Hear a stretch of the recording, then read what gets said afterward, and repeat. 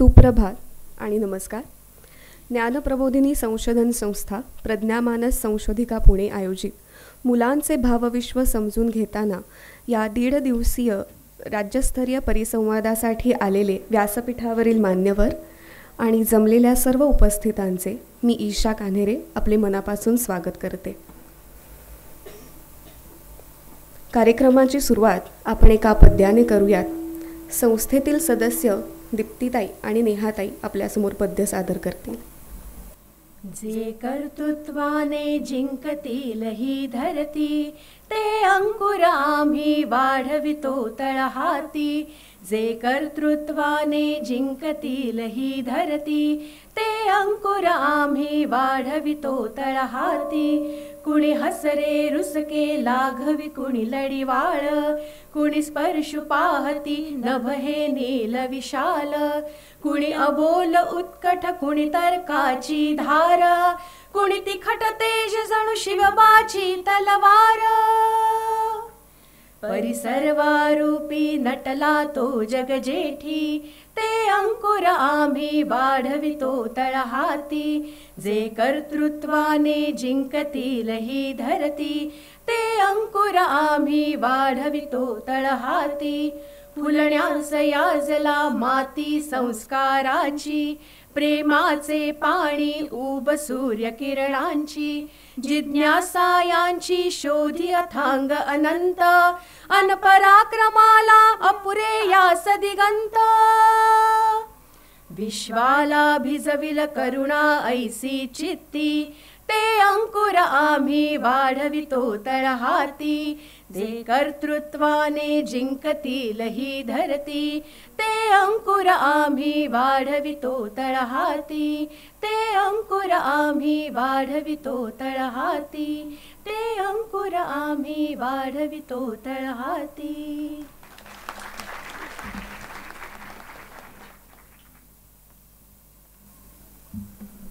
खरोखरच पद्यांच्या ओळींप्रमाणे मुलांच्या संगोपनासाठी संस्कारांची माती, प्रेमाचे पाणी आणि सूर्यकिरणांची ऊब या सगळ्याची मूठ बांधत आपल्याला काम करायला लागते आणि त्यातूनच आपण मुलांच्या भावविश्वात डोकावू शकतो. आता आपण परिसंवादाचे उद्घाटन आपल्या मातृभूमीच्या प्रतिमेला पुष्प अर्पण करून करूया. मी व्यासपीठावरील मान्यवर, आत्ताच्या सत्राचे प्रमुख अतिथी डॉक्टर सलील कुलकर्णी, प्रज्ञामानस संशोधिकेच्या संचालिका डॉक्टर अनघा लवळेकर आणि परिसंवादाच्या निमंत्रक सुजाता होनक, संयोजक शमांगी देशपांडे आणि बजाज फिन्सर्वच्या CSR डेप्युटी नॅशनल लीड लीनाताई राजन यांना विनंती करते की त्यांनी पुष्पार्पण करून उद्घाटन करावे.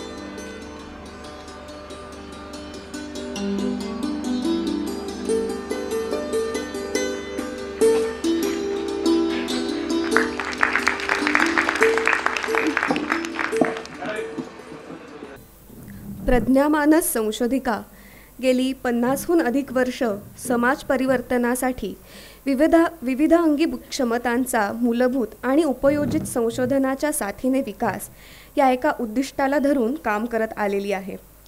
मुलांसाठी समुपदेशन, मनोमापन, क्षमता संवर्धनाची शिबिरे, उपक्रमे तसेच मुलांसाठी काम करणारे कुशल कार्यकर्ते तयार करण्यासाठी मानसशास्त्रातील अभ्यासक्रम, प्रशिक्षणे अशी अनेक कामे संस्थेद्वारे चालू असतात. या विविध कामांमधून मुलांच्या भावविश्वाशी निगडीत विविध पैलूंवर कृतीयुक्त विचारांची अर्थपूर्ण देवाणघेवाण व्हावी असे लक्षात येत आहे. शिक्षक, पालक, समुपदेशक आणि एकूणच या विषयात विविध माध्यमांद्वारे मुलांच्या भावनिक विश्वात घर करणारे आपण सर्वच या सगळ्यांमध्ये एकत्र संवाद साधण्याची गरज भासवते आहे आणि म्हणूनच या 1.5 दिवसीय परिसंवादाचे आयोजन केलेले आहे. आजचे आपले प्रमुख अतिथी नामवंत संगीतकार डॉक्टर सलील कुलकर्णी यांचे स्वागत मी डॉक्टर वनिताताई पटवर्धन, प्रज्ञामानस संशोधिकेच्या माजी संचालिका आणि ज्येष्ठ मानसतज्ञ आणि संशोधिका यांनी करावे अशी विनंती करते.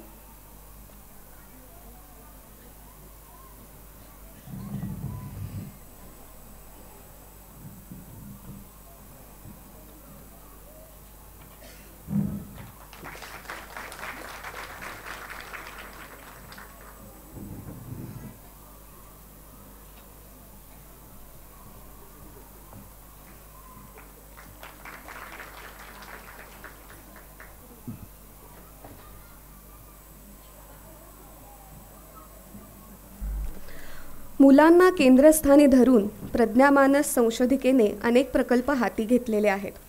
त्यातील काही प्रकल्पांना आर्थिक पाठबळ विविध धर्मादाय संस्थांकडून मिळत असते. यातील काही उदाहरणे द्यायची झाली तर ताराचंद रामनाथ सेवा ट्रस्टद्वारा संयम आणि निर्धार प्रकल्प, रोहन बिल्डर्सद्वारा सक्षम, ADM द्वारा नवचेतना आणि बजाज फिन्सर्व्हद्वारे ओळख स्पर्शाची 360 अंश.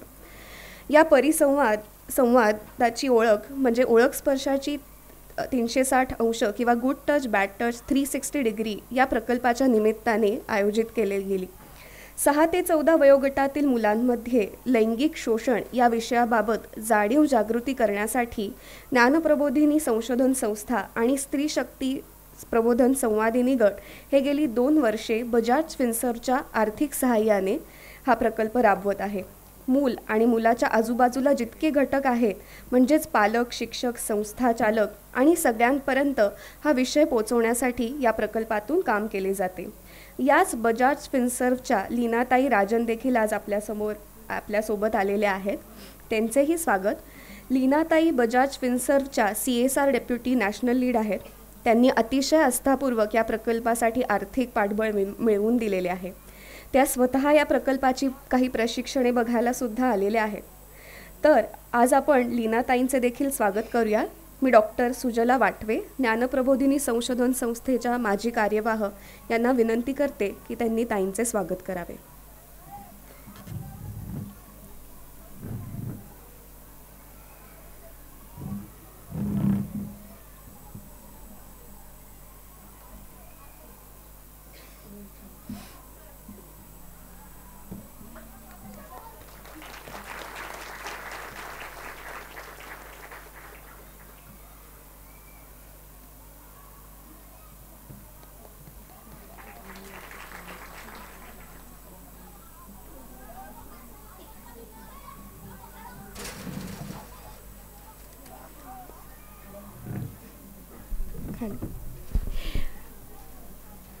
It takes a village to raise a child अशी एक जपानी म्हण आहे. तर खरोखरच आपण स्वतः शिक्षक, समुपदेशक नसलो पण तरी कुठल्याही विषयातले काम करणारे असलो तरी मुलांच्या भावविश्वात आपण काहीतरी स्थान आपलं असतंच. आपल्या परिसंवादाच्या आजच्या निमंत्रक प्रज्ञामानस संशोधिका, क्षमता संवर्धन उपविभाग प्रमुख सुजाताताई होनप यांना मी विनंती करते की त्यांनी या परिसंवादाचे प्रास्ताविक करावे. सगळ्यांचं खूप मनपूर्वक स्वागत. सगळे सुहृद आहेत समोर बसलेले की ज्यांना खूप कळकळ आहे मुलांचं भावविश्व समृद्ध व्हावं ह्याची.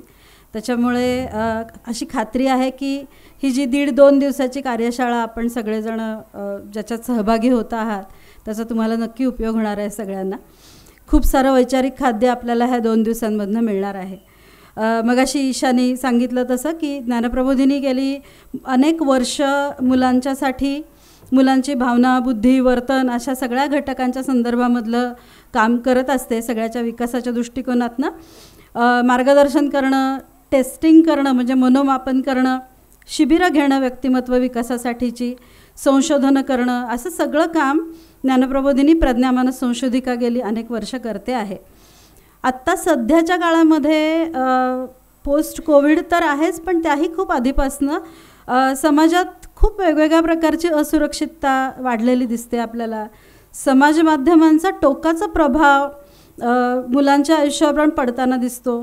पालकांचा वेळ मुलांना त्या मानाने मिळत नाही जेवढा मागच्या पिढीला अनुभवायला मिळाला होता. किंवा मुलांमधली स्पर्धा खूप वाढली आहे. रादर ती मोठ्या माणसांच्या मनातली वाढली आहे, त्याच्यामुळं ती मुलांपर्यंत पोचते आहे.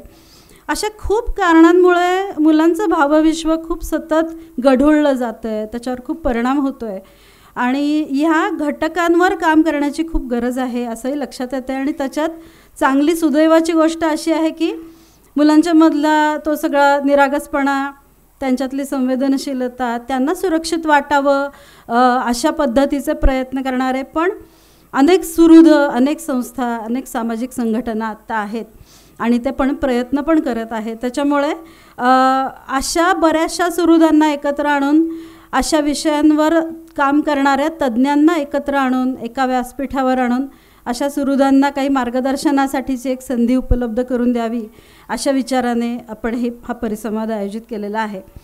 या परिसंवादामध्ये मुलांचं भावनिक स्वास्थ्य, अस्वास्थ्य, त्यांची कारणं, माध्यमांचा मुलांच्या भावविश्वाशी असणारा संबंध, मुलांमधील ऊर्जेला विधायक वळण देण्यासाठी प्रेरणा जागरण हा खूप महत्त्वाचा भाग आहे बरं का. कारण मुलांच्यामधली नकारात्मकता आपल्याला टिपता येते सहज, कारण आपल्याला ते शिकवलेलं असतं.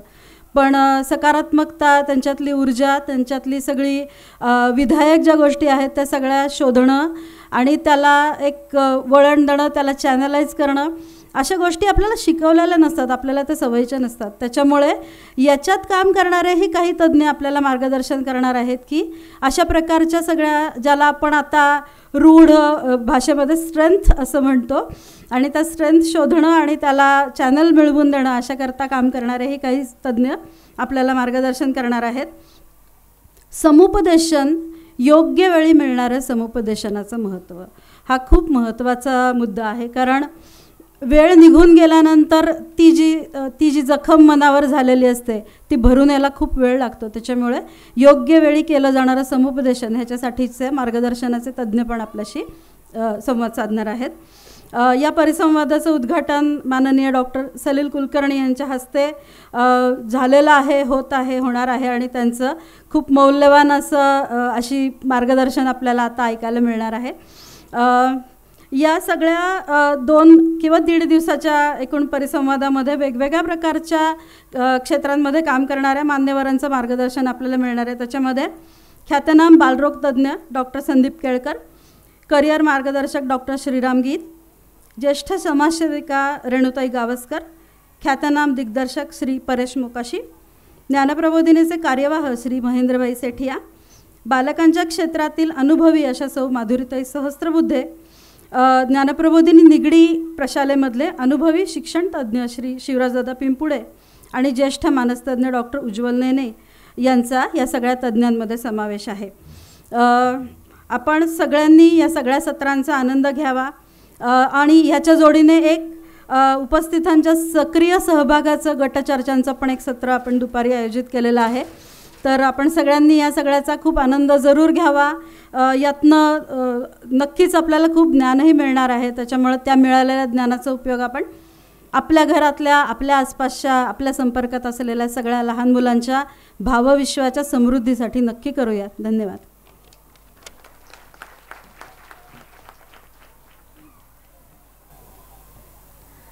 धन्यवाद सुजाताताई. मी यानंतर लीनाताईंना विनंती करते की त्यांनी 2 शब्द आपल्याशी संवाद साधावा.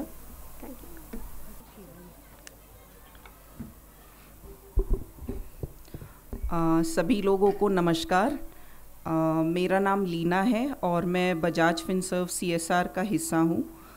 पिछले 7 साल से मैं जुड़ी हुई हूँ ग्रुप CSR एक्टिविटीज़ के अंतर्गत, और मैं जो है शिक्षण और चाइल्ड प्रोटेक्शन ऐसे जो 2 वर्टिकल्स है उसका काम देखती हूँ. मेरे साथ टीम भी है, छोटी सी 5 लोग हैं.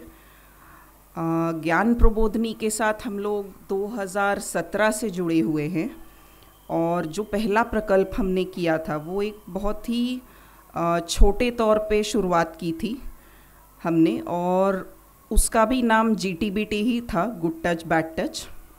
और उसमें हम लोगों ने पुणे, औरंगाबाद, वर्धा ऐसे ज़िलों को हमने कवर किया, और ये पाया कि बच्चों में इस तरह का जो सेशन है वो बहुत ज़्यादा ज़रूरी है. क्योंकि ना केवल ये समय का डिमांड था, पर अगर हम शिक्षण के नज़रिए से देखते हैं तो बच्चों को स्कूलों में बहुत कुछ सिखाया जाता है, जैसे सिलेबस, और सिलेबस पे बहुत ज़्यादा फोकस होता है कि भाई हम कैसे अपना सिलेबस पूरा करें ताकि बच्चे अपनी पढ़ाई पूरी करें, मार्क्स अच्छा लेके आए। तो ये मार्क्स के ऊपर बहुत ज़्यादा ध्यान दिया जाता है, ना कि उनके जो पर्सनालिटी है, बच्चों की खुद की व्यक्तित्व, पर्सनालिटी, एक होल पर्सन वाला जो अप्रोच है, तो कहीं ना कहीं वो हमें ऐसे लगा कि वो मिसिंग है। तो ऐसे GTBT जैसे प्रकल्प के ज़रिए हम वो गैप को फिल करने की कोशिश करते हैं, क्योंकि इससे क्या होता है, बच्चे में एक तो जागरूकता पैदा होती है, और ख़ास करके ये जो विषय है ये बहुत ही सेंसिटिव विषय है। और मुझे अभी भी याद है जब पहले प्रकल्प, हमारी पार्टनरशिप होने के पहले एक हमारा प्रोसेस होता है जिसमें हम कोई भी संस्था के साथ जब पार्टनरशिप करते हैं तो उसके पहले एक फील्ड विज़िट होती है। तो वो विज़िट के दौरान हम लोग एक तो संस्था के हेड, जो भी प्रकल्प के अधिकारी हैं, उन लोगों के साथ बातचीत करते हैं ये जानने के लिए कि उनका अप्रोच कैसा है पूरे प्रोजेक्ट को चलाने के लिए। तो जब वो देखा तो एक तो हमारा भी कॉन्फिडेंस आया कि ज्ञान प्रबोधिनी जैसे बड़ी संस्था ऐसे इम्पॉर्टेंट विषय को लेके आगे बढ़ना चाह रही है। बहुत अच्छा लगा ये जान करके। दूसरा, जब फील्ड विज़िट एक्चुअल स्कूल में हुई तब हमने ये पाया कि बच्चे जो सेशन है वो बहुत ही मतलब खुश होकर, आनंदित होकर, उनके चेहरे पे स्माइल थी जब वो फैसिलिटेटर की बातें सुन रहे थे। ऐसा लग रहा था कि ये बहुत ही गंभीर विषय को एकदम सरल तरीके से, साधारण तरीके से, साधारण से शब्दों का इस्तेमाल करते हुए, बहुत ही साधारण टूल्स के ज़रिए इसको समझाया जा रहा था, और बच्चे भी बहुत खुश होकर ओपन अप हो रहे थे। तो ये दो तरीके में कम्युनिकेशन हो रहा था। ये ऐसा नहीं हो रहा था कि एक तरफा फैसिलिटेटर ही बोले जा रही है। और ये गर्ल्स का मैंने देखा था, वो सबसे पहला मेरा अनुभव था ज्ञान प्रबोधिनी के साथ। तो मुझे ये बहुत अच्छा लगा कि एक प्ले वे में, फ़न वे में इतना सीरियस टॉपिक को महत्व दिया जा रहा है और बच्चे भी बहुत अच्छे तरह से इसको एब्जॉर्ब कर रहे हैं। तो ये रहा हमारा पार्टनरशिप का पहला पड़ाव। और उसके बाद हम लोग जैसे जैसे आगे बढ़ते गए तब हमने ये पाया कि अब इसको बच्चों तक सीमित नहीं रखना चाहिए। बच्चों को तो फ़ायदा मिल ही रहा है, डायरेक्ट जो बेनिफिशियरी है, स्कूल फैसिलिटेटर्स जाके सेशन ले रहे हैं, तो और फैसिलिटेटर्स भी बहुत एक्सपीरियंस्ड और सेंसिटिव वे में ये सेशंस ले रहे थे। मैं ये कहना चाहूँगी कि ऐसा लग रहा था कि वो ना केवल अपना नॉलेज, उनका इस विषय पे काफ़ी अच्छी पकड़ थी, बल्कि वो लोग दूसरों को भी बहुत ही अच्छे तरीके से ट्रेन कर रहे थे इस पे, स्पेशली स्कूल टीचर्स, क्योंकि इसके दो हिस्से थे, एक तो सेशन कंडक्ट करना, दूसरा कि स्कूल टीचर्स को सक्षम बनाना, क्योंकि हम लोग हमेशा नहीं जा सकते हैं स्कूल में। कहीं ना कहीं वो सस्टेनेबिलिटी की बात जब हम सोचते कि हम कुछ शुरुआत करेंगे, बाद में स्कूल उसको किस तरह से अपना सिस्टम में लेके वो इसको कंटिन्यू कर पाएँ, तो ये भी हो रहा था। और फिर हमने पाया कहीं ना कहीं हम पेरेंट्स को क्यों छोड़ रहे हैं, क्योंकि बच्चा वापस घर जाता है वही वातावरण में, और कहीं ना कहीं वो फैमिली, पेरेंट्स, इनका इस विषय पर जानकारी होना बहुत ज़रूरी है। और कैसे हम वो बच्चों में पहचाने कि कहीं ना कहीं वो साइंस और सिम्टम्स होता है कि अगर बच्चा डरा हुआ है, कोई उसको छेड़ रहा है, तो एज पेरेंट्स हमें ये पता होना चाहिए पहले, एंड एज टीचर्स। तो ये पूरा फिर हम ज्ञान प्रबोधिनी की टीम और हम लोगों ने ऐसे सोचा, आइडिया उनसे ही आया कि हम इसको एक 360 डिग्री कहे, इसको 360 डिग्री करके पेरेंट्स, टीचर्स अदर NGOs जो इस विषय पे काम करती है, क्यों ना हम उनको भी ट्रेन करें, क्योंकि हमारे पास एक्सपर्टीज़ है।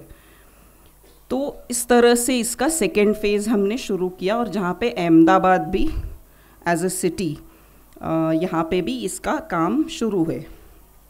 बच्चे अराउंड 41,000 हमने कवर किए हैं पुणे में आज तक, अहमदाबाद में 4,000, पेरेंट्स 6,000 पुणे में, अहमदाबाद में 179, टीचर्स 1,000 के ऊपर पूना में, अहमदाबाद में 91। तो ये कुछ स्टेटिस्टिक्स हैं। और ज्ञान प्रबोधनी का स्ट्रेंथ ये भी है कि वो रिसर्च में बहुत ही उनका एक्सपर्टीज़ है। तो वो स्टैटिस्टिक्स रिसर्च को लेके प्रोग्राम को और बेहतर कैसे बनाया जाए, ये हमेशा उनका लक्ष्य रहता है, और वो उन्होंने बखूबी निभाई है। अनघा ताई और टीम को मैं बहुत बहुत धन्यवाद कहना चाहूँगी आज इस फोरम में, क्योंकि ये एक बहुत ही सक्सेसफुल प्रोजेक्ट है हमारे लिए, और हमारा जो स्ट्रेटेजिक प्रायोरिटीज़ है इसको मीट करता है। स्कूल के एजुकेशन में ये एक एनेबलर का काम करता है ये। तो थैंक यू सो मच कि इतना इम्पॉर्टेंट विषय को लेकर आप लोग ये 2 दिन की चर्चा में शामिल हुए हैं, और thank you for making us a part of this journey. I know हमारा कंट्रीब्यूशन बहुत ही कम है, but I am very happy the way things have shaped up हमारे लिए, end wishing you all the very best for the 2-day brainstorming workshop. Thank you.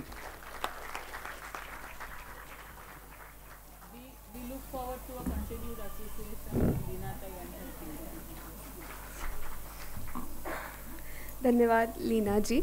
आपने अभी कहा कि आपका कंट्रीब्यूशन कम है, पर इतने मतलब इस कंट्रीब्यूशन के अलावा हम इतने तौर पर हम पहुंच नहीं पाते, तो आपका महत्वपूर्ण ही कंट्रीब्यूशन इसमें है और हमें वो रीइन्फोर्स करता है। अनेक धन्यवाद। आजचे आपले प्रमुख अतिथी सुप्रसिद्ध संगीतकार, गायक, लेखक आणि दिग्दर्शक डॉक्टर सलील कुलकर्णी यांना वेगळ्या खरं परिचयाची गरज नाही, पण मला ही संधी मिळाली आहे तर मी या संधी कशाला सोडू मी ही संधी। अग्गोबाई ढग्गोबाई दूरदेशी गेल्या बाबा, गेली कामावर आई, एकटी एकटी घाबरलीस ना वाटलंच होतं आई, देते कोण आणि अशी अनेक लहान मुलांसाठी संगीतबद्ध केलेली गाणी कधी हसत, कधी ठेका धरत आणि कधी अश्रू पुसत आपल्याला मुलांच्या भावविश्वात घेऊन जातात। वयाच्या अवघ्या 3ऱ्या वर्षी पुणे आकाशवाणीवर जयोस्तुते श्री महान मंगले हे अतिशय कठीण पद्य सादर करून त्यांनी या क्षेत्रात कामाची सुरुवात केली। MBBSचे शिक्षण पूर्ण झाल्यावर त्यांनी पूर्ण वेळ कलेच्या क्षेत्रातच उडी घेतली आणि 1996 पासून ते संगीतकार म्हणून कार्यरत आहेत। अनेक मराठी, हिंदी चित्रपटांचे संगीत, तरीही वसंत फुलतो, मैत्रजीवांचे, माझे जगणे होते गाणे, अग्गोबाई ढग्गोबाई आणि कदाचित इथल्या सगळ्यांनीच एकापेक्षा अधिक वेळेला बघितलेला कार्यक्रम जो महाराष्ट्रात सर्वत्र, भारतातील काही प्रमुख शहरांमध्ये आणि परदेशात देखील सादर झालेला, तो म्हणजेच आयुष्यावर बोलू काही, असे विविध रंगमंचीय कार्यक्रमसुद्धा सलील कुलकर्णी यांनी केलेले आहेत। त्यांनी लिखित व दिग्दर्शित वेडिंगचा सिनेमा या चित्रपटाला फिल्मफेअरमध्ये सर्वोत्कृष्ट दिग्दर्शक पदार्पणाचे पारितोषिक देखील मिळालेले आहे। राष्ट्रीय पारितोषिक मिळवलेला त्यांचा लेखक दिग्दर्शक म्हणून अवघा दुसरा चित्रपट एकदा काय झालं हा चित्रपट 10 पेक्षा अधिक आंतरराष्ट्रीय चित्रपट महोत्सवांमध्ये निवडला गेलेला आहे। लपवलेल्या काचा आणि शहाण्या माणसांची फॅक्टरी ही 2 लोकप्रिय पुस्तके सुद्धा त्यांनी लिहिलेली आहेत। कलेच्या क्षेत्रातील त्यांची संवेदनशीलपूर्ण जाण आणि कौशल्य पुढील पिढीपर्यंत पोहोचवण्यासाठी ते अनेक बाल व तरुण गायकांचे अधिमित्र देखील आहेत।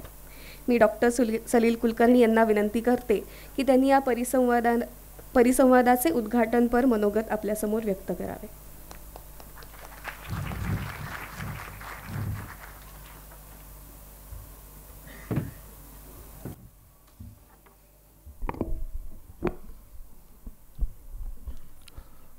नमस्कार।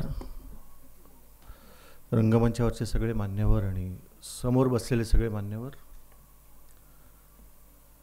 महाराष्ट्रभरून या ज्ञानप्रबोधिनी संशोधन संस्था प्रज्ञा मानस संशोधिका पुणे आयोजित राज्यस्तरीय परिसंवाद मुलांचे भावविश्व समजून घेताना या कार्यक्रमासाठी आलेले मुलांवर प्रेम करणारे आणि मुलांचं ऐकू इच्छिणारे सगळे मित्रमैत्रिणी सगळ्यांचं मनापासून स्वागत करतो आणि या परिसंवादाचं उद्घाटन झालं असं जाहीर करतो. आज इकडे इतके मान्यवर आणि लहान मुलांबरोबर इतकं काम केलेली मंडळी आहेत. डॉक्टर वाटवे आहेत, पटवर्धन मॅडम आहेत, स्टेजवरचे सगळे लोक आहेत. त्याच्यामुळे मला बोलताना अजिबातच दडपण येत नाही. मला नेहमी असं वाटतं की दडपण कुठे येतं, जेव्हा अशी काही शक्यता असते की आपल्यापेक्षा थोडंसं जास्त माहिती असलेली लोक समोर आहेत, पण आपल्यापेक्षा खूप जास्त माहिती असलेली लोक समोर असली की मला खूप जास्त रिलॅक्स वाटतं की म्हणजे काय आपण लहानच होतो त्यांच्यासमोर. हे एक्झॅक्टली माझं फिलिंग आहे जेव्हा मी हृदयनाथजींबरोबर कार्यक्रम केले. जवळजवळ 250 कार्यक्रम आम्ही एकत्र केले. तर सगळ्यांनी मला विचारलं की तुला टेन्शन येतं का? म्हटलं अजिबातच येत नाही. त्यांच्या शेजारी बसून काय टेन्शन यायचं? हे म्हणजे आपल्या आईशी किंवा वडिलांशी बोलण्यासारखं आहे की त्यांच्यापेक्षा आपल्याला कमी माहिती आहे हे एकदा बेसिकच मान्य केलं की फक्त आनंद हा भागच राहतो कुठल्याही गोष्टीचा. तर तसं आहे, आज इथे सगळे बसलेल्या सगळ्यांना माझ्यापेक्षा या क्षेत्रातलं जास्तच माहिती आहे हे मान्य करूनच मी बोलायला सुरुवात करतो. त्यामुळे मला बोलताना खूप जास्त मजा येईल असं मला वाटतं. कारण जनरली काय होतं, आपल्याला सिद्ध करायला आपण काही करायला गेलो की गडबड चालू होते आणि मग तो संवाद न होता अंदाज घेत घेत केलेलं भाषण होतं. सतत अंदाज घेत कुठलीही गोष्ट केली गेली ना की ती कॅल्क्युलेटेड होते. आज मला इंग्लिश शब्द बोलायला फार टेन्शन येतंय कारण आज सुरुवातीला ज्या खास प्रबोधिनी स्टाईलने जे सगळे बोलत होते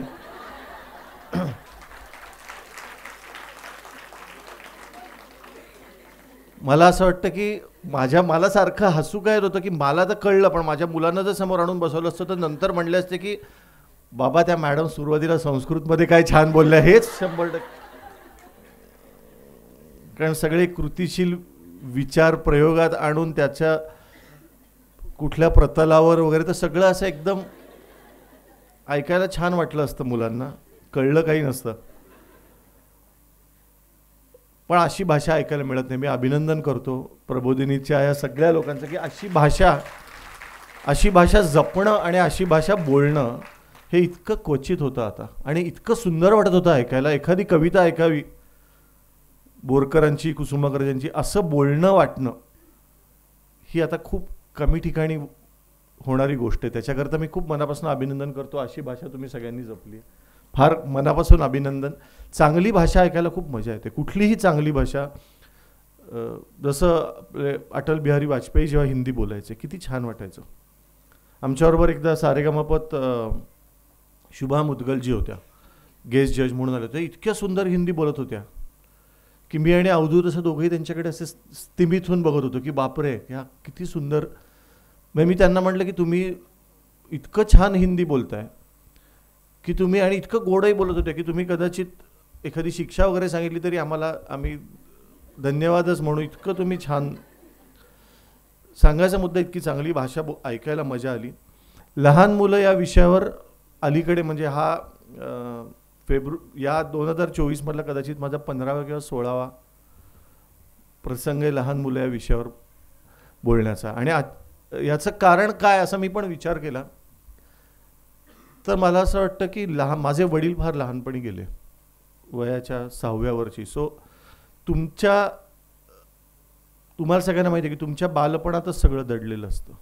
तुम्ही तुमचं लहानपणच परत परत जगत असता आणि तुमच्या लहानपणी सुटलेल्या गोष्टी तुम्ही शोधत असता.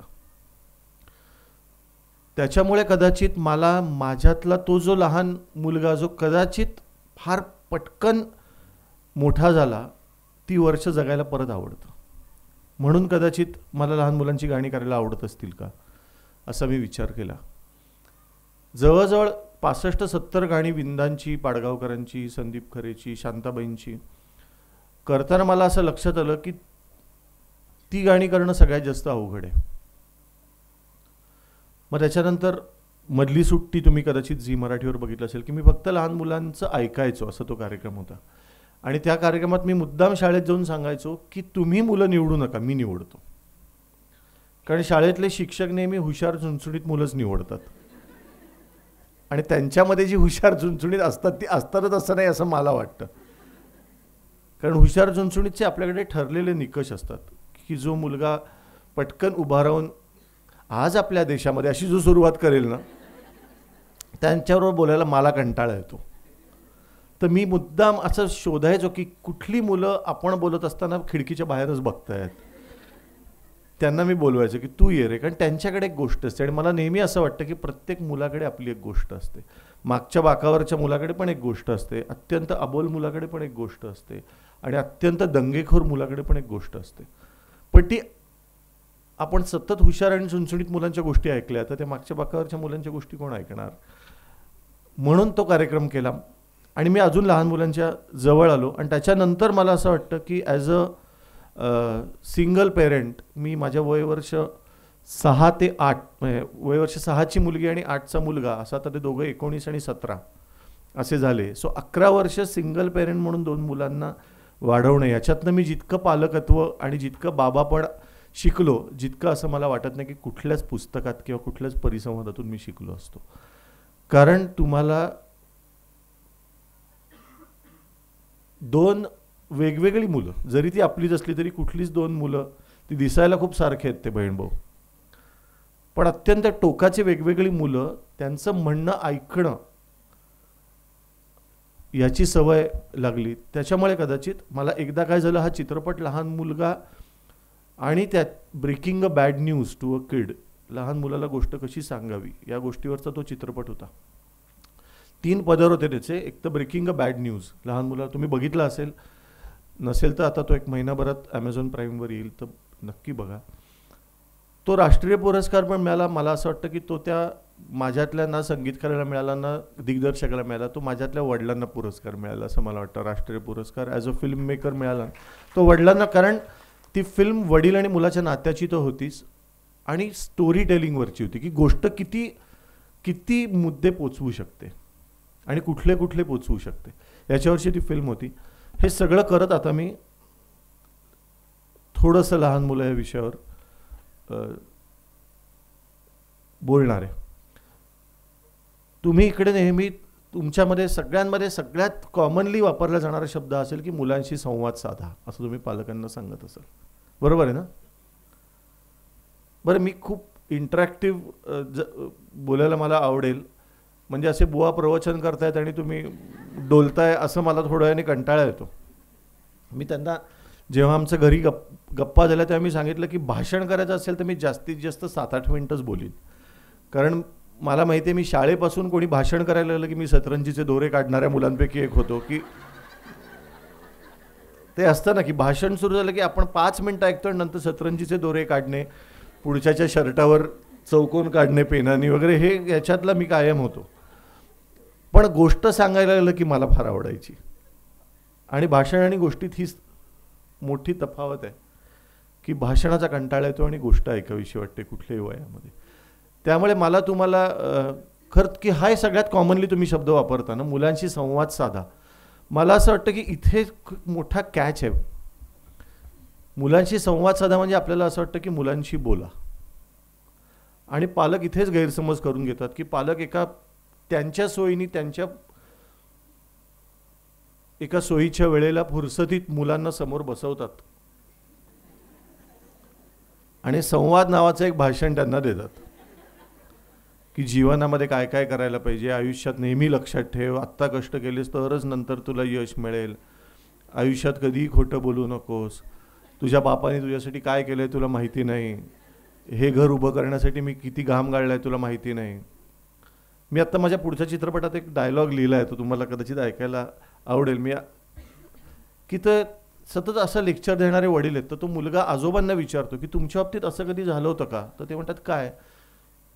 तो म्हणतो की पहिली 2 वाक्य ऐकू येतात नीट आणि नंतर फक्त म्युझिक ऐकवायला लागतं. असं तर आजोबा म्हणतात अरे हो, हे सगळ्या पिढ्यांच्या बाबतीत होतं की जर तुम्ही ओळीने सांगायला लागलात ना की हे बघ, एक तर हा हे बघ वाला टोन आहे ना, काही काही टोनच नको वाटतात पहा.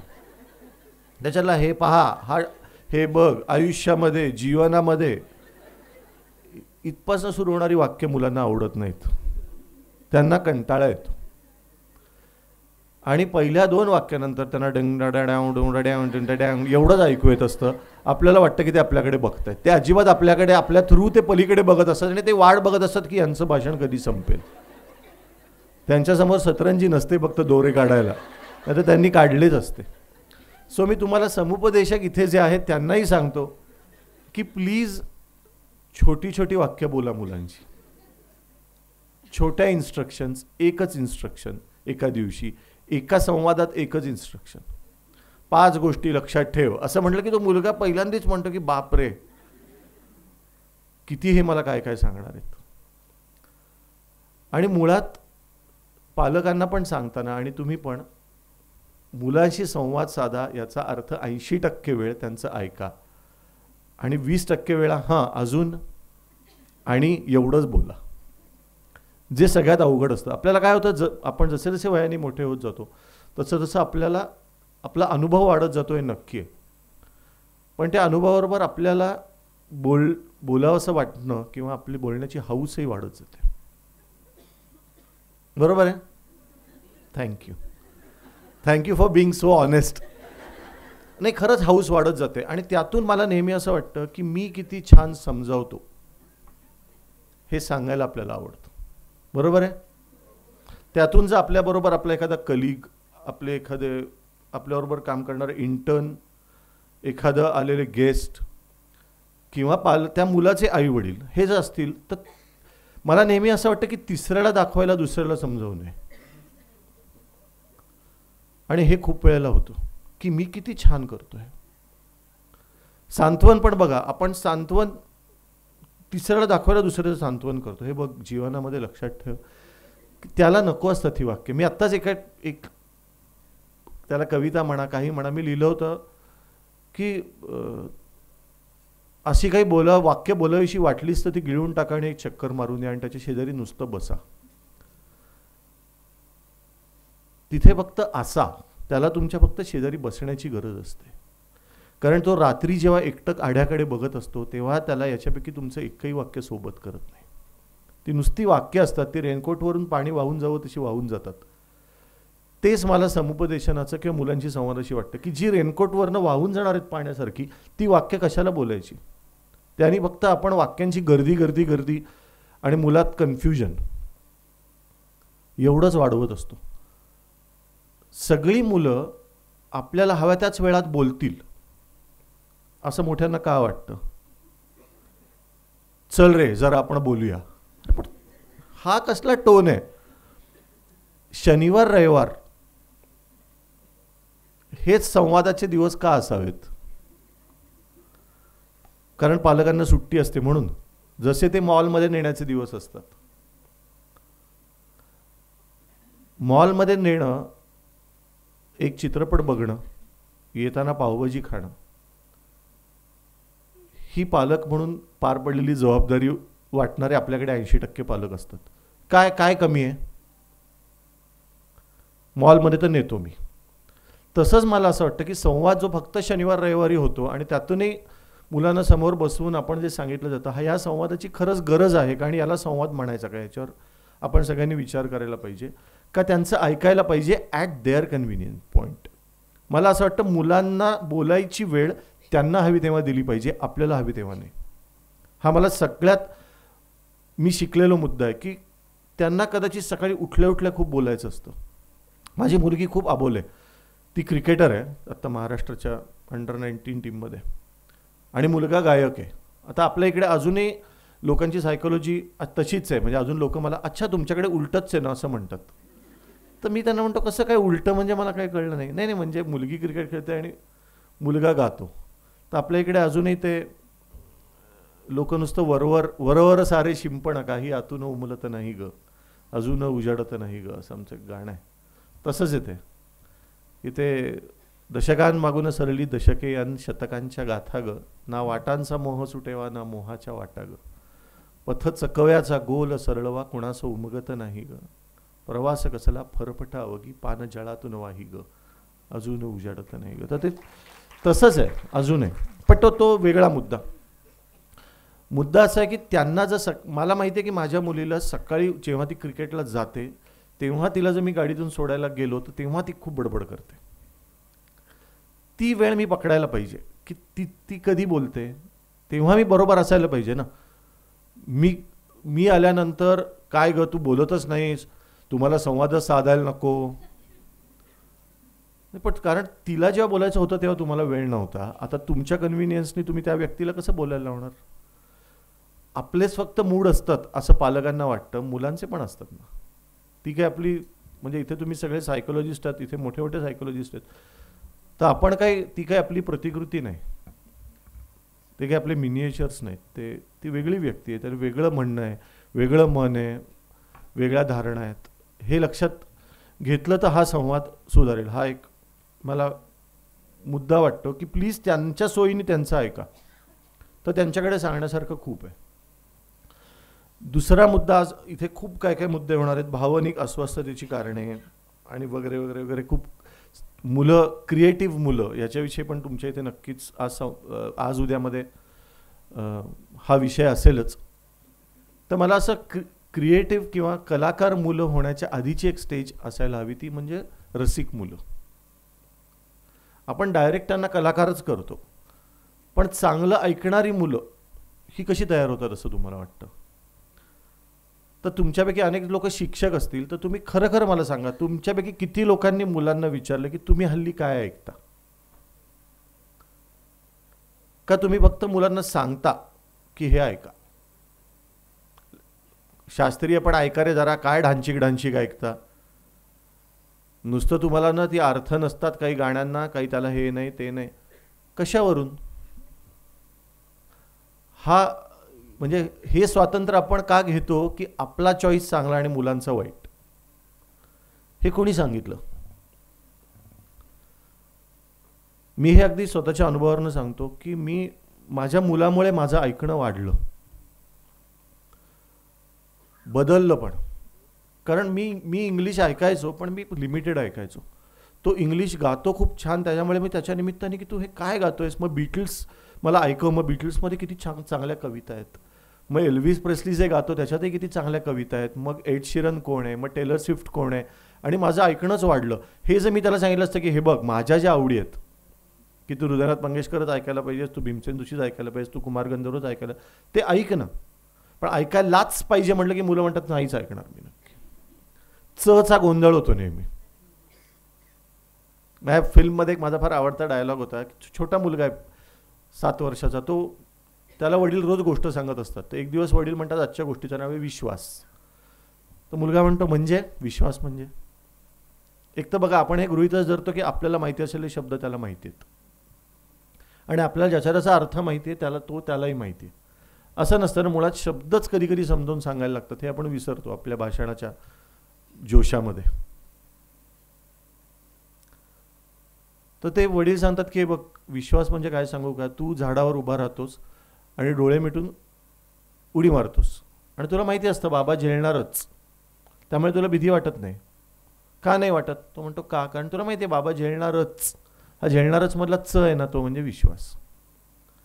तर तो पण पुढे जाऊन एका प्रसंगात सांगतो की बाबा मला नाही वाटत तो चोरी करणार नाहीच, च आहे बाबा. सो मला विश्वास आहे हे वाक्य नाही लहान मुलं म्हणू शकतात, पण च आहे ही त्यांची व्याख्या असू शकते विश्वास असण्याची. सो व्होकॅबलरी त्यांची. तर रसिक बनवणं, मला असं वाटतं की चांगलं ऐकणारी मुलं, चांगलं बोलणारी मुलं ही कधी बनतील, जेव्हा त्यांच्यासमोर चांगली भाषा, जशी आत्ता इथे बोलली गेली, किती चांगली भाषा होती. मला असं वाटतं की खरंच मुलांनी अशी भाषा ऐकली तर ते पण पुढच्या वेळी तो शब्द वापरतील. त्यांना काय, त्यांचं म्हणणं असतं की तुम्ही सांगा काय काय बोलायचं आहे. फरक हा आहे की आपल्या लहानपणी आपल्याला एक्सपोजर जास्तीत जास्त वय वर्ष 5-6 पर्यंत, अगदी खूपच तुम्ही आउटस्पोकन वगैरे असाल तर 50 लोकांचं होतं, की आई वडील, मामा मामी, काका काकू, शेजारचे, शाळेतले शिक्षक, मुख्याध्यापक,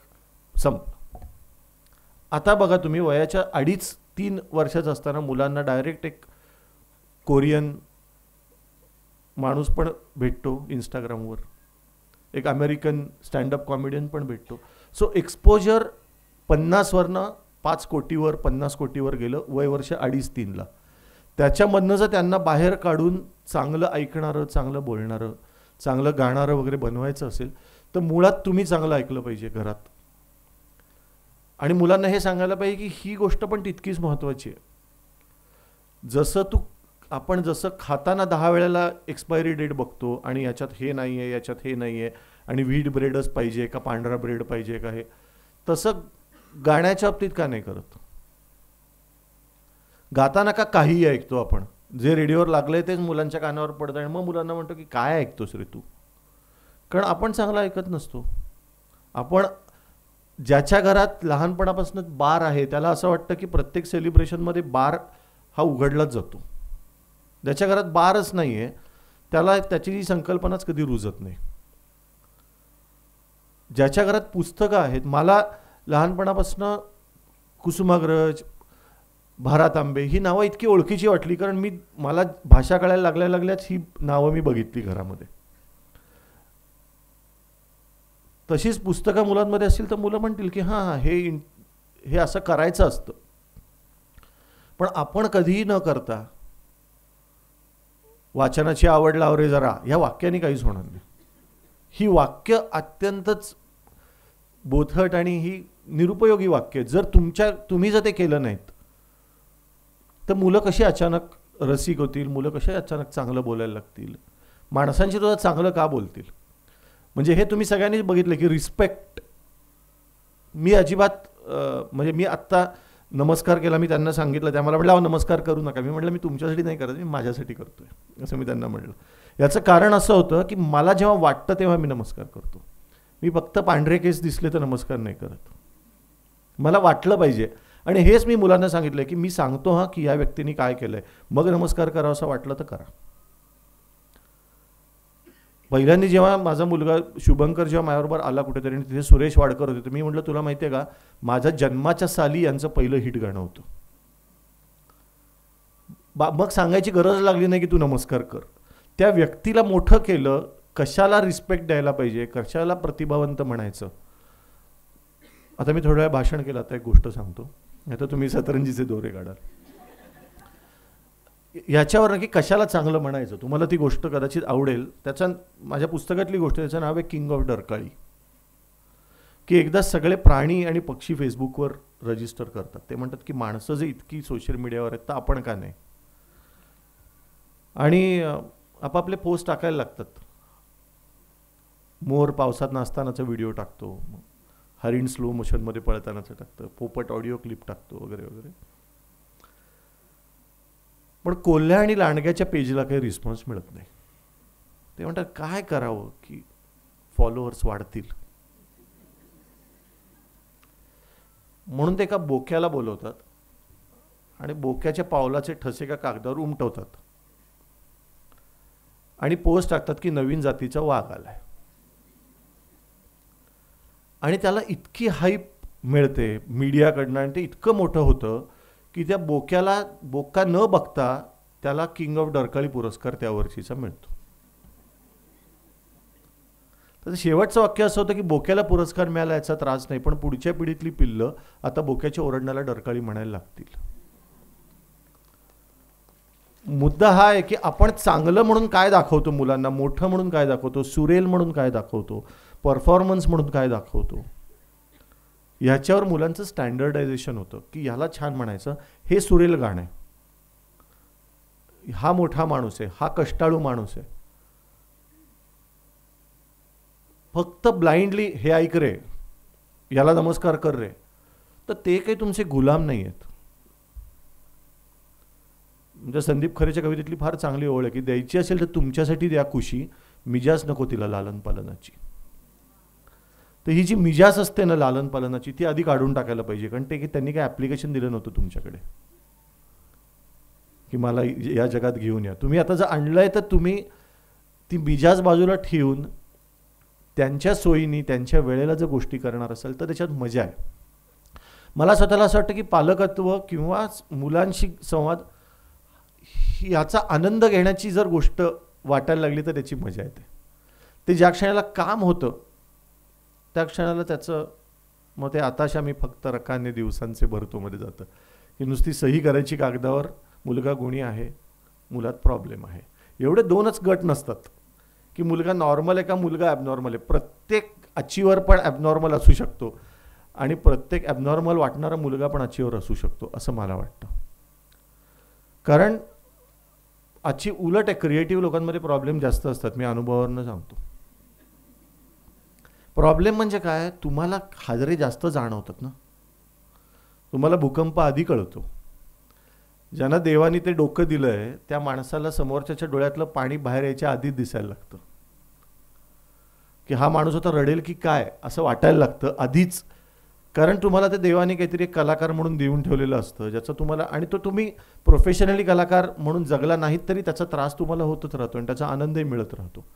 तर कलाकार मुलांविषयी आपण बोलत होतो. तुम्ही त्यांच्याशी बोलताना त्यांना देवत्व पण नाही देता कामा. कारण काय होतं, एकदम हा मुलगा म्हणजे खरोखर असं केलं की तो मुलगा फार लहानपणीच परत किंग ऑफ डरकाळी पुरस्कार त्याला मिळतो. तो न देणं हे पण पालकांना, म्हणजे तुमच्या समोरच्या पालक येतील की माझा मुलगा खूप गुणी आहे तर म्हणा व्हेरी गुड, चांगलं आहे, पण त्याला शिकू दे. तो कुठे जाईल आपल्याला माहिती नाही. परत दुसरं आहे की कलाकार मुलगा आहे म्हणून त्यांनी तेच प्रोफेशन करायला पाहिजे का, तर मुळीच नाही. मला असं वाटतं की त्यांनी शनिवार रविवार आनंदासाठी गावं, उरलेल्या वेळात तिसरंच काहीतरी करावं, काही हरकत नाही. आपण डेस्टिनेशन शोधायला जातो ना. एक काम करशील का, तू ना इथे जा, हा कोर्स कर आणि मग हा होशील. तुला याची आवड आहे ना, तू एक हे कोर्स कर. आणि कशासाठी लगेच कोर्सला टाकायचं त्याला. एक तर टाकाटाकी आपल्या इकडे खूप होते ना. त्याला तबल्याला टाकलंय, तिला सतारीला टाकलंय, याला पेटीला टाकलंय. तर पालकांना म्हणावं की त्याला असं काही नाही आहे की सगळ्यांच्या घरी वाद्य आहे, तुझे आजोबा पेटी वाजवायचे म्हणजे याला पेटी यायला पाहिजे. जेनेटिक म्युटेशन पण होऊ शकतात. म्हणजे मी एकांना गमतीने म्हणलं होतं की अहो कसा तो गायक होईल, त्यांना गायकच करायचं होतं त्याला. मी म्हटलं की अहो तुम्ही घरी आरतीला तरी टाळ्या तालात वाजवता का, बाकी सोडून द्या गाणं बिणं, आरतीला तरी टाळ्या तालात वाजतात का तुमच्या सगळ्यांच्या, नाही ना. मग तो अचानक कुठून तुम्ही त्याला जबरदस्ती गाण्यात टाकताय, असं नाही होणार. तर त्याला चांगलं ऐकणार करूया ना आपण मिळून, त्याला चांगलं समीक्षक करूया, त्याला चांगलं इंजिनियर करूया. टेक्निकल साईडला म्युझिक रिलेटेडच काहीतरी करायचं आहे ना, मग तो उत्तम टेक्निकल साईडला करेल ना काहीतरी.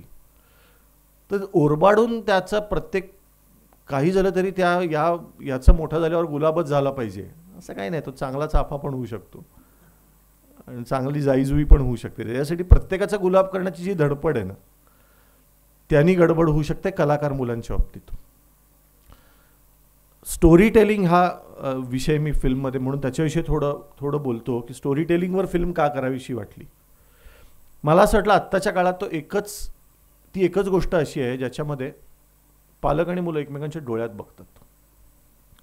आय कॉन्टॅक्टच कमी झालाय. पहा, मुलं आपल्याशी बोलताना आपण तरी लॅपटॉपमध्ये किंवा फोनमध्ये बघत असतो किंवा मुलं तरी फोनमध्ये बघत असतात. परत आमची मुलं म्हणजे मोबाईल सोडून दुसरं काही करतच नाहीत. हा सगळ्या पालकांची तक्रार असते. पण तुम्ही त्यांना काही अजून इंटरेस्टिंग देता का असा माझा प्रश्न आहे. तुम्हाला पण आवडतंच की रील बघत बसायला असं. पण अगदी अलीकडचाच एक फार चांगला व्हिडिओ बघितला की एक 1.5-2 वर्षाचं बाळ होतं जे एक पुस्तक घेऊन त्याच्यातला फोटो असा मोठा करू पाहत होतं. कारण त्याला असंच माहिती आहे झूम करणं. त्याला माहितीच नाही की पुस्तक पण असतं, त्याच्यात एक चित्र असतं, त्याला चित्र जे दिसतं ते पॉज करून असं करता येतं. ह्याच संकल्पनेत तो जो वाढला. तर स्टोरी टेलिंग मला का महत्त्वाचं वाटतं, एक तर आय कॉन्टॅक्टची गोष्ट आहे, दुसरी मला अशी गोष्ट वाटते की ती वेळ अशी आहे ज्याच्यात तुम्ही खरंच 4 गोष्टी मुलाशी बोलू शकता. कारण आपण ज्याला त्याची रंध्र म्हणतो किंवा त्याचं ऐकण्याचं ओपन असतात बघा. मुलं सगळ्यात एक्साइटेड कधी दिसतात असं जर तुम्ही आठवलं दिवसभरातलं तर गोष्ट ऐकताना दिसतात. त्यांना कदाचित 30 गोष्ट परत ऐकायची असते. त्यांना एकदा लाकूड तोडा व्हायचं असतं, एकदा देवी व्हायचं असतं, एकदा कदाचित झाड व्हायचं असेल, पण त्यांना ती परत 30 लाकूड तोडायची. तर आपण वैतागतो, आता ती नाही चल तुला माहिती आहे ती. पण त्याच्यासाठी ती कंप्लीट व्हायची असेल असं आपण विचार करायला पाहिजे की आपल्याकडनं काहीतरी सुटलं आहे किंवा त्याच्याकडनं ऐकताना काहीतरी सुटलं आहे, म्हणून आपण परत सांगूया लाकूडतोड्याचीच गोष्ट किंवा कुठलीही गोष्ट. लहान मुलांना जनरली नवीन गोष्ट सांगा अशी त्यांची फरमाईश असते, हे तुम्ही अनुभवलं असेल. आणि तिथे पालक बहुतेक वेळेला कंटाळा करतात, काय रे. मला असं वाटतं ती वेळ पकडली ना तर पेरेंट चाइल्ड रिलेशनशिप डेव्हलप होण्याची ती सगळ्यात सुंदर वेळ असते. कारण तेव्हा टच असतो, तेव्हा आय कॉन्टॅक्ट असतो. मुलांना मोठं झाल्यानंतर लक्षात राहतो तो टच राहतो आणि तो आवाज राहतो, कारण तो फोकस्ड असतो, जाता येताचा नसतो. रात्रीची वेळ पण तुम्ही बघा, आपल्या मेडिकली पण आपला तो जो सर्कॅडियन रिदम असतो तेव्हा ती एक वेळ अशी असते ना. आणि म्हणून त्या वेळेचे यमन भूप हे राग पण कसे आहेत बघा, शांत राग आहेत. संध्याकाळसारखे राग नाही, तो ध नि रे ग म ग रे ज नि ध, हे संध्याकाळचे राग आहेत की असं वाटतं की बापरे आपल्यालाच घर सापडणार नाही आपल्याला बहुतेक. तसे रागच डिझाईन केलेत. ध नि रे ग म ध म ग रे नि ध म ध नि रे, असं वाटतं की नको रे सोडव मला बाबा. पण ते सा सा ग म प रे ग रे सा नि ध नि रे ग, यमन म्हणून त्या वेळेचा तो राग आहे. 9 9:30 भूप राग आहे, शांत स्थैर्य वाले राग वाटतात मला. कारण ती वेळ अशी आहे 9:30 10 की मुलं आणि पालक, गोष्ट चालू आहे, मुलं ऐकतायत आणि त्याच्यामधला जो स्पर्श आहे तो जबरदस्ती मग करायला लागत नाही. काय रे तू आजकाल जवळच येत नाहीस, अंगाला हात लावू नकोस. एक साधारण 10-11 वर्षाची झाल्यावर हल्ली मुली स्पेशली आईला फार हिडीस करतात.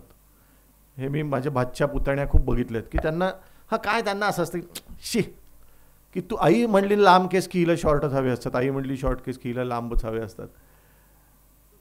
तर ती गोष्टीची वेळ असते जेव्हा तुम्ही तुमचं म्हणणं तिच्यापर्यंत फार सावकाश, फार इनडायरेक्टली, फार सटल लेवलला पोचवू शकता.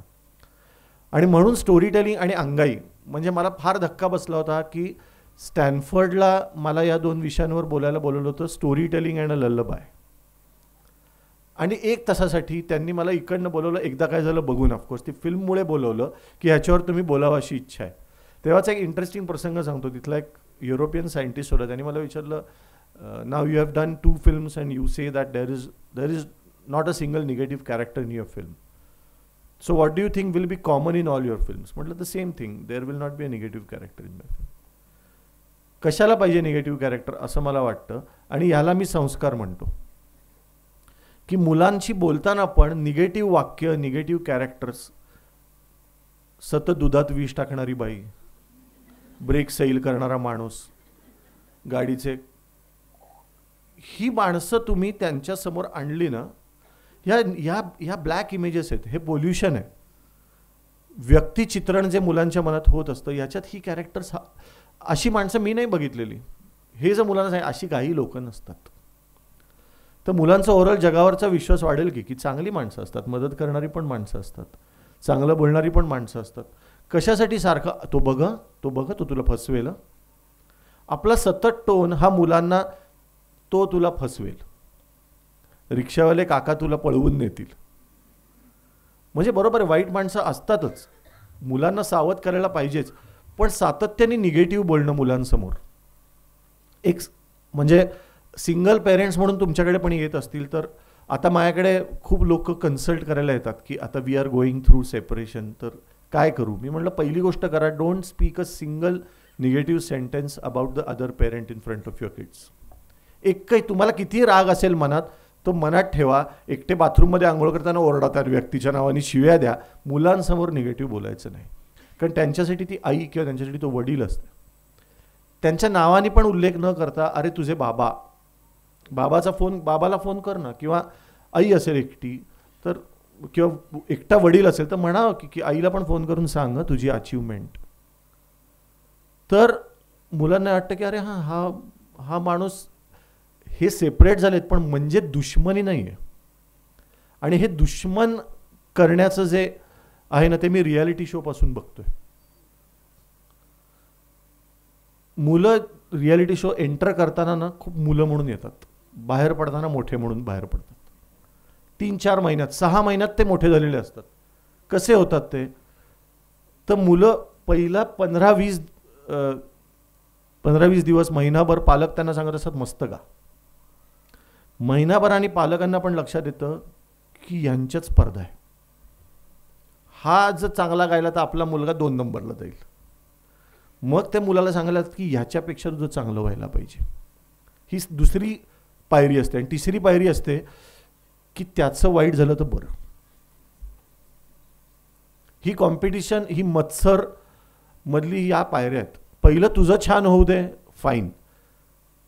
त्याच्यापेक्षा चांगलं होऊ दे तरी काही मला आवडत नाही हे, पण कॉम्पिटिटिव्ह स्पिरिट, त्याचं वाईट होऊ दे, इथे जातं ते. आणि मग त्याचं तरीही चांगलं झालं तर त्याला चांगले म्हणणारी लोक आपण खोटी म्हणायला लागतो. जे युजली मोठे करतात ते कुठपासून होतं? ऑफिसमधल्या प्रमोशनपासून होतं किंवा शाळेतल्या बाईंपासून होतं. यांना अरे तुला माहिती नाही, ती नुसते पुढे पुढे करते त्यामुळे गेली पुढे. हे मुलाच्या मनात असतं की आई हेच म्हणली होती की ती जी मावशी आहे, जी मावशी आहे खरं, जिने पण मला लहानपणी इतकं छान लाड केले, त्या मावशीविषयी अचानक वाईट बोलायला लागली जस्ट बिकॉज ती मावशी आता प्रिन्सिपल झाली आणि आई मात्र नाही झाली, म्हणून आई अचानक तिला शिव्या द्यायला लागली. ही एक्झॅक्टली जेलसी इम्बाईब करायची प्रोसेस आहे, असं मी बघितलंय. हे सगळं मी बघून सांगतोय. रियालिटी शोमध्ये मी बघितलंय की एखादं गाणं चांगलं व्हायला लागलं आणि जजेस खूप चांगल्या कमेंट देणार की काय, या भीतीने पुढचा मुलगा अस्वस्थ होतो की बापरे याचं खूप कौतुक होतंय. मला कलाक्षेत्राबद्दल उलट असं वाटतं, जे तुम्ही सांगा कलाकार मुलांना जरूर, किंवा जे तुमच्याकडे क्रिएटिव्ह लोक येतील की हे बघ बाळा, क्रिएटिव्ह फील्डमध्ये प्रत्येकाचं आपापलं आंब्याचं झाड असतं. त्याचा प्रवास हा फक्त त्याच्या झाडाकडेच असतो. तो ना दुसऱ्याच्या झाडाचे आंबे खाऊ शकत, ना दुसरा माणूस याचे आंबे खाऊ शकत. हे एकच क्षेत्र असं आहे की ज्याच्यात 25 लोक एका वेळी हिट असू शकतात, 25 लोक एका वेळी पॉप्युलर असू शकतात. तू त्याच्या ताटातलं खायला जाऊ नको, तुला मिळेल. थोड्या वेळाने मिळेल कदाचित, पण मिळेल नक्की. त्याचं ओरबाडू नको, गरज नाही आहे. आणि हे मी याची पण एक प्रोसेस आहे की माझ्या बरोबरच्यांचा मी माझ्या मुलासमोर कौतुक करतो का? मी त्याला सांगतो का की अरे यांचं गाणं आहे, काय कमाल गाणं केलं यांनी? तर माझ्या मुलाला वाटेल की अच्छा, म्हणजे आपले जे सो कॉल्ड कॉम्पिटिटर आहेत त्यांचं पण कौतुक करायचं असतं. मी जर माझ्या बरोबरचेच म्युझिक डायरेक्टर आहेत, मी जर अजय अतुलचं गाणं पण माझ्या मुलाला ऐकवलं की अरे हे मस्त गाणं आहे, हे ऐक, हे अवधूत काकाचं गाणं आहे, हे पण ऐक, सॉलिड गाणं केलं आहे, तर तो ती सवय पण लागते की कंटेम्पररीजचं कौतुक करणं. आणि मी याला संस्कार म्हणतो परत, की तुम्ही जे करता ते खूप इनडायरेक्टली मुलं बघत असतात आणि ते इनडायरेक्टली त्यांच्या पर्सनॅलिटीत येत असतं. त्याच्यासाठी तुम्हाला मुद्दाम खेळे ठोकायची गरज नसते डोक्यामध्ये. अंगाई या विषयावर पण फार चांगलं डिस्कशन तिथे झालं होतं की सगळ्या जणी काय गायिका नसतात, पण अंगाई म्हणताना सगळ्या छान गातात असं मला वाटतं. तो जो अटेम्प्ट असतो ना, त्या अटेम्प्टमध्ये again building of that relationship हे फार महत्त्वाचं असतं. अगेन टच असतो, एक रिदम असतो, एक साऊंड असतो. मला असं वाटतं की माणूस गेल्यानंतर तुमच्या लक्षात काय राहतं? त्याचा आवाज राहतो. तो तुम्ही कुठल्या वयात किती इंटेन्सिटीने ऐकता तितका तो जास्त छान लक्षात राहतो. आणि अंगाई गोष्ट याच्यासारखी इंटेन्सिटी दुसऱ्या कुठल्याच गप्पांमध्ये येत नाही. त्यामुळे त्या इंटेन्सिटीने जर लहानपणी आईने आपला आवाज ऐकवला तर म्हणजे कायमचं ते रजिस्टर होणारे आवाज आहेत आणि जे नंतर गुगलवर मिळत नाहीत, जे विकिपीडियावर पण सापडत नाहीत, ते तेव्हाचेच आवाज रजिस्टर झालेले आहेत. सो ते साठवून ठेवायला पाहिजेत असं मला वाटतं. तर तुम्हाला काही याच्यात मी इतक्या वेळ बोललो, तुम्हाला काही बोलायचं आहे याच्यावर? मला आवडेल तुमच्याकडनं काहीतरी, म्हणजे मला अवघड प्रश्न विचारू नका. अवघड प्रश्न विचारल्यानंतर मोठी मोठी मंडळी येतील. मला सोपे प्रश्न विचारा. पण तुम्हाला काही बोलायचं असेल, तुमच्या लहानपणी ऐकलेल्या गाण्यांचीच माझी खूप गाणी झाली आहेत. तुम्ही जे लहानपणी ऐकत राहता ना, कुठेतरी साऊंड असतो, कुठेतरी एक विषय असतो. म्हणजे लोकांना वाटतं दूरदेशी गेला बाबा गेली कामावर आई म्हणताना मी माझ्या मुलांविषयी वगैरे गातो. नाही नाही, मी माझ्याविषयी गातो. कारण माझे वडील फार लहानपणी दूरदेशी गेले आणि आई रोज बँकेत जायची, तेव्हा मी आणि माझी बहीण घरी असायचो. सो तो गोष्टीतला बाबा मी नाही. लोकांना असं वाटतं की नाही नाही, गोष्टीतला छोटा मुलगा मी आहे. Correct correct. मला असं वाटतं life is beautiful, pursuit of happiness. मला खूप आनंद वाटतो की सगळी लोक एकदा काय झालेलं या 2 चित्रपटांच्या लाईनीत ठेवतात, तेव्हा मला खूप बरं वाटतं की तो तितका सटल फिल्म झाली आहे. हां, तुम्हाला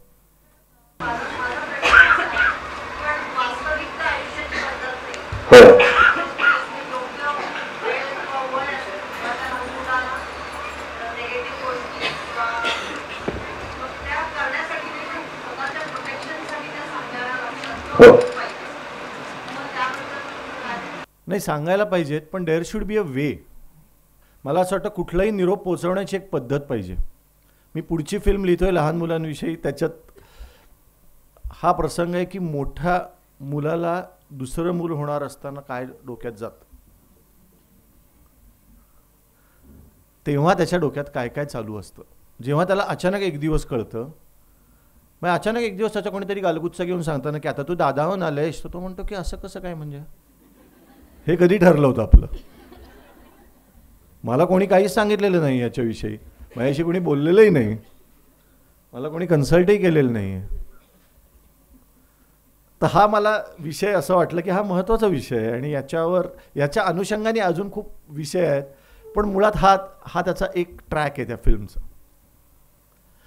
तर आत्ता मी एक रिस्पॉन्सिबल नेटिझम म्हणून ग्रुप आहे त्यांच्याबरोबर काम करत असताना मला एक असं वाटलं की मुलांना जसं शाळेमध्ये अलीकडे गुड टच बॅड टच शिकवतात, तसं आता वेळ आली आहे good link bad link, good site bad site पण शिकवण्याची वेळ आली आहे. की every link that comes to you is not necessarily a good link. So हे पण आता 1ली 2रीपासून शिकवायला लागेल की जसं सगळी माणसं, हे बघ माणसं सगळी वाईट नाहीत, पण there will be negative people. तसंच there will be negative sites, there will be negative links, there will be negative films की जी तुला बघायचं कारण नाही. तुम्ही मुलांना हे सांगितलं ना, हे बघायचं नाही रे, 100% आपल्याला पण माहिती आहे, आपण सगळे त्या वयात होतो, आपल्याला जे जे बघायचं नाही असं कोणी सांगितलं ते आपण नंतर लपून बघितलं. पण त्याच्याऐवजी की हे बघून ना काही, म्हणजे दिस विल पोल्यूट युअर माइंड. तुला बघायचं असेल तर बघ, पण दिस इज अ बॅड लिंक. आत्ताच्या मुलांना आत्ताचीच भाषा कळते.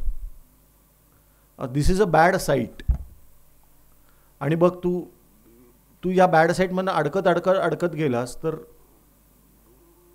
म्हणजे त्यांना फिल्मचीच उदाहरणं, त्यांची वोकॅब्लरी बोलायला पाहिजे असं मला वाटतं, रादर दॅन आपली वोकॅब्लरी त्यांच्यावर थोपवण्यापेक्षा त्यांच्या वोकॅब्लरी समजून घेणं हा मला मुद्दा वाटतो. पण as you rightly sed, negative सांगायला पाहिजेच की या जगात निगेटिव्ह आहे. फक्त माझं असं म्हणणं आहे की तेच तुला निगेटिव्ह वागल्याशिवाय गत्यंतर नाही आहे. हे जे आपण शिकवतो ना, अरे करायलाच लागतो थोडा दुष्टपणा, अरे बोलायला लागतं थोडं खोटं, हे नाही. ह्याच्याविषयी माझं ऑब्जेक्शन आहे की काही कारण नाही आहे, असं काही गरजच नाही आहे तुला की तुला कोणाला तरी ढकलल्याशिवाय तू नाहीच रे पुढे जाणार, असं अजिबात नाही आहे. म्हणजे आता आपल्या इकडे इतकं तुम्ही बघता सोशल मीडियावर, इतकं रिलिजन, कास्ट, सब कास्ट सगळ्यावर सतत बोललं जातं. माझ्या मुलीला खूप पटकन कोणीतरी म्हणलं की तू अनन्या कुलकर्णीपेक्षा अनन्या लाव, म्हणजे तुला क्रिकेटमध्ये पटकन पुढे जाशील. तर ती मला म्हणली असं करूया का? म्हणलं नाही काही कारण नाही, तू चांगली खेळ फक्त बस. इथे ठरतं की तुम्ही तिला किती कम्युनल आणि किती जातीयवाद तिच्या डोक्यात भरवता. अगं मग बरोबरच आहे, हे मी म्हणलं असतं तर ती कायमची तिच्या डोक्यात राहिलं असतं की अच्छा की दिस माय सरनेम इज अ प्रॉब्लेम. तर सरनेम्सचं पण आपणच घुसडतो मनामध्ये असं मला वाटतं. तर ही निगेटिव्हिटी नको असं माझं पॉईंट होतं. हां बोला ना. हो हो.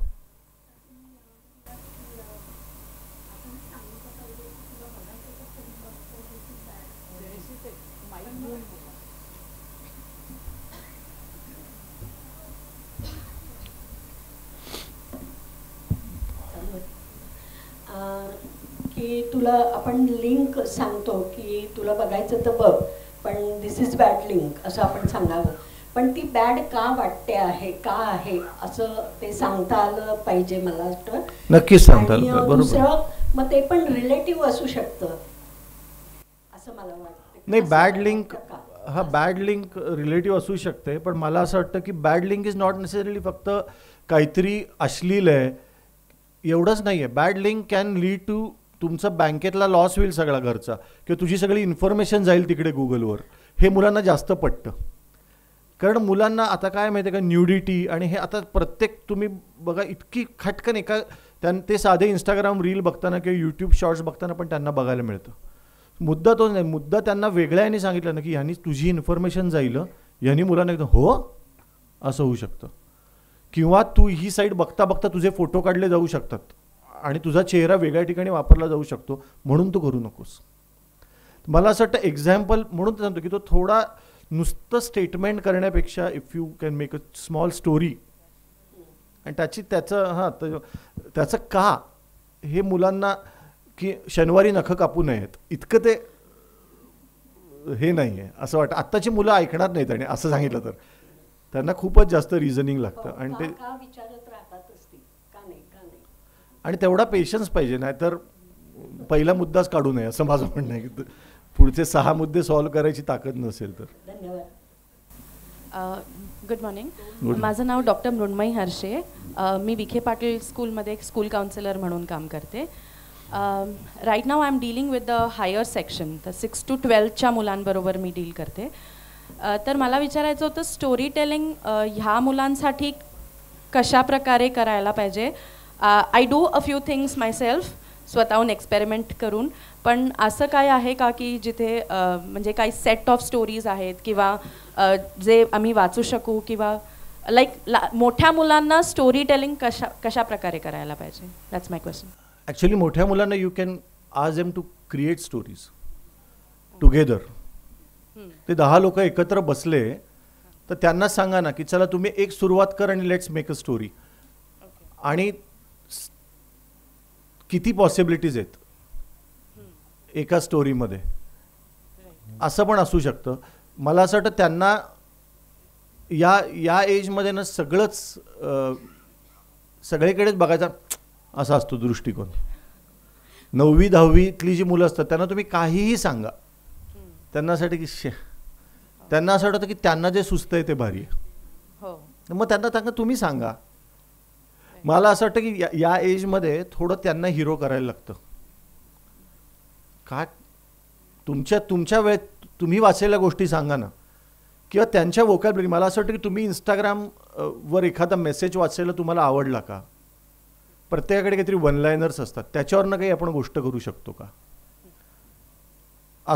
असं मला करायला आवडतं. की समोरच्या माणसालाच जर तुम्ही मेन चेअरमध्ये बसवलंत ना तर त्या माणसावर तुम्ही जबाबदारी पण टाकता इन अ वे, आणि मग तो काहीतरी करू पाहतो. आपण त्यांना सांगण्यापेक्षा त्याला हिरो करून की तू गोष्ट सांग आज आम्ही ऐकूया, तर कदाचित त्याला त्याचा इंटरेस्ट वाढेल rather than doing that typical face. Thanks. नमस्कार सर, मी शिल्पा कुलकर्णी.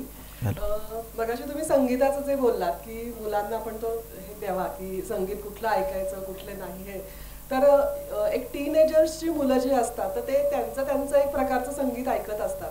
तर त्याच्यातनं ते काही आपल्याला काही भावना, म्हणजे त्यांच्या भावना काही सुचवत असतात का, ॲज अ पालक म्हणून किंवा शिक्षक म्हणून जर या दृष्टीने त्यांच्याकडे बघायला गेलो तर ते जे संगीत ऐकतायत त्यातनं ते काही आपल्याला सुचवतायत का, किंवा आपण त्या पद्धतीने त्यांच्याकडे बघू शकतो का? नाही, जनरली 2-3 कारणासाठीच मुलं ते म्युझिक ऐकतात. एक तर त्यांना जेन्युइनली आवडत असतं, दुसरं कारण म्हणजे त्यांचे मित्र ऐकत असतात आणि त्याच्याविषयी डिस्कशन करायचं असतं त्यांना सतत, की तू ऐकलंस नवीन टेलर स्विफ्टचा अल्बम आला आहे, तू ऐकलास, ह्याच्यात आपण मागे पडू या गप्पांमध्ये, म्हणून ते म्युझिक ऐकत असतात. तर त्यांना त्याच्यापासून लांब नेण्यापेक्षा की तू ते ऐक ना, आपण दोघं मिळून ऐकूया, तर एक तुझं गाणं एक माझं गाणं असं जर केलं, म्हणजे मला एक कार्यक्रमच खरं असा करायचं की एक गाणे द्यायचे आणि एक गाणे घ्यायचे, असं एक नवीन पिढीबरोबर कार्यक्रम करायचा की माझं एक गाणं तू घे, तुझं गाणं मला दे. आणि सेकंडली उत्सुकता, जेन्युइन उत्सुकता का असू नये असं मला वाटतं. म्हणजे ते ऐकतायत, मगाशी मी जे म्हटलं ते ऐकतायत, ते भुक्कडच आहे असं आपण का ठरवतो. ते आपल्यापेक्षा चांगलं ऐकू शकतात असं मी मानतो. हो, त्यातनं ते काही म्हणजे त्यांच्या फिलिंग्स आपल्यापर्यंत पोहोचवण्याचा प्रयत्न करत असतात. मला असं वाटत नाही त्या एजमध्ये इतकं ते फिलिंग्स वगैरे त्यांना ते आवडत असतं, याच्या पलीकडे काही नाही. त्याची टेस्ट मात्र कळते की एखाद्या मुलाला खूप मेलोडियस आवडतं आहे का एखाद्या मुलाला खूप हार्ड रॉकच आवडतं आहे, याच्यावरनं टेस्ट साधारण कळते.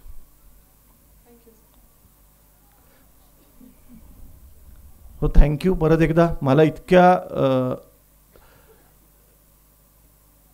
महत्त्वाच्या ठिकाणी आणि इतक्या चांगल्या संस्थेनी या दोन्ही गोष्टी मला महत्त्वाच्या वाटतात की आपल्याला कोण बोलवतं आणि कशासाठी बोलवतं. तर हां बोला ना. हल्ली ना बाहेर जे काही फिल्म्स किंवा हे आहेत, जेवढा विलन चांगला तेवढा पिक्चर हिट होतो आणि विलन लवकर फेमस होतो. म्हणजे पुष्पा जो आहे तो पटकन सगळीकडे फेमस होतो. तर त्या खलनायकाचं एक अट्रॅक्शन वाटतं मुलांना. आणि हिरो जरी व्हावंसं वाटलं, म्हणजे पॅरेंटची इच्छा हिरो बनवायची आहे, तर पहिल्यांदा ते व्हिलन आपल्याला सोबत एखादा व्हिलन आयुष्यात यावा असं थ्रिल निर्माण होतं. तर ही प्रवृत्ती घातक आहे. म्हणजे आता आम्ही गुड टच बॅड टचचे सेशन्स घेतले, तर त्याच्यात मुलांना धोके सांगितले आणि स्टेज बाय स्टेज कसं जायचं हे सुरुवातीला तुम्ही नाही म्हणायचं, विरोध करायचा. त्याच्यानंतर पुढे आला तर मग तुम्ही शेवटची स्टेज मारामारी होती आणि मग नंतर त्यांना कथा लिहायला दिली. तर पहिलं मुलांचा रिस्पॉन्स, अनोळखी माणूस तुमच्याकडे आला, तुम्ही काय कराल, बेल वाजली, तर सगळ्यांनी दारू घडणार नाही आणि घरी कळवेन असं लिहायला पाहतं. बऱ्याचशा मुलांनी त्याला आत येऊन दिलं, घरातला चाकू शोधला वगैरे, आय एम शुअर, आणि मग बकाबक मारलं. म्हणजे ही थ्रिल जे वाटणं आहे, म्हणजे आपण सांगताना चांगल्या हेतूनच सांगितलं, पण हे म्हणजे कसं होईल की रोगापेक्षा औषधच महाग व्हायला लागेल. नाही, मला असंही वाटतं की ही गोष्ट कुठे सादर होणार होती, तर ती वर्गात होणार होती. आणि ही कोएड जर स्कूल असेल तर त्या मुलांना, त्या मुलींना इम्प्रेस करायचं असेल की मी किती शूर आहे, हा याच्यातला सगळ्यात मोठा मला कारण वाटतं. नाही तर मुलांनी एकट्याला मुलाला विचार तू काय करशील, तो हेच म्हणेल की मी कधीच दारू उघडणार नाही बाबा. पण ती लहानपणापासूनच ही वृत्ती असते की मी कसा सॉलिड आहे, त्या आपल्या वर्गातल्या मुलींना कळावं. प्रत्येकाने इंडिपेंडेंट लिहायची होती आणि नंतर कागद द्यायचा होता. पण तरी त्या 90% मुलांनी त्या माणसाला आत येऊ दिलं, हे मला म्हणायचं की आम्ही दार उघडलंच नाही आणि घरच्यांना कळवलं, असं नाही झालं, आत येऊ दिलं. हा, म्हणजे मुलांच्या मनातली जी फॅन्टसी वर्ल्ड आहे ना, त्याचं हे उदाहरण आहे असं मला वाटतं. त्याच्यात आपली ताकद नाही लक्षात येते त्यांच्या, आणि हे वेगळीकडेच कुठेतरी जातं. मग नाही, पण ते फॅन्टसीमध्येच राहील असं मला वाटतं. ही फॅन्टसी होती, हे कागदावर होती म्हणून त्यांनी ते लिहिलं. प्रत्यक्षात ते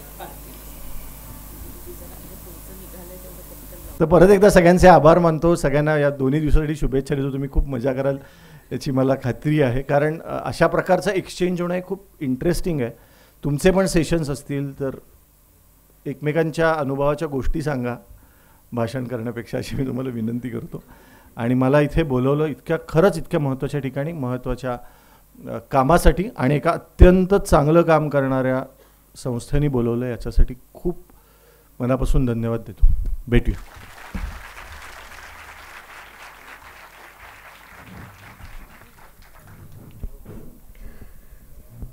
अनेक धन्यवाद.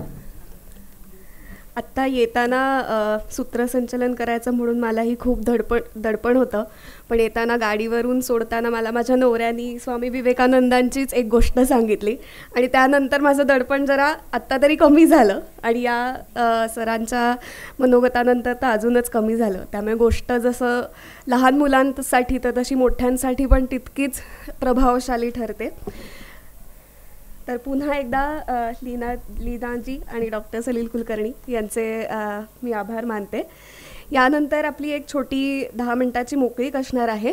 तत्पूर्वी एक सर्वांना नम्र विनंती करते की आपल्याला खूप इच्छा होती आहे की आपले आभासी विश्व ज्यात आहे ते आपले भ्रमणध्वनी मोबाईल काढावेत, फोटो काढावेत, व्हिडिओ काढावेत, ऑडिओ रेकॉर्ड करावं, पण ते थोडंसं आत्ता आपण इंद्रिय संयमन त्याला घालूयात आणि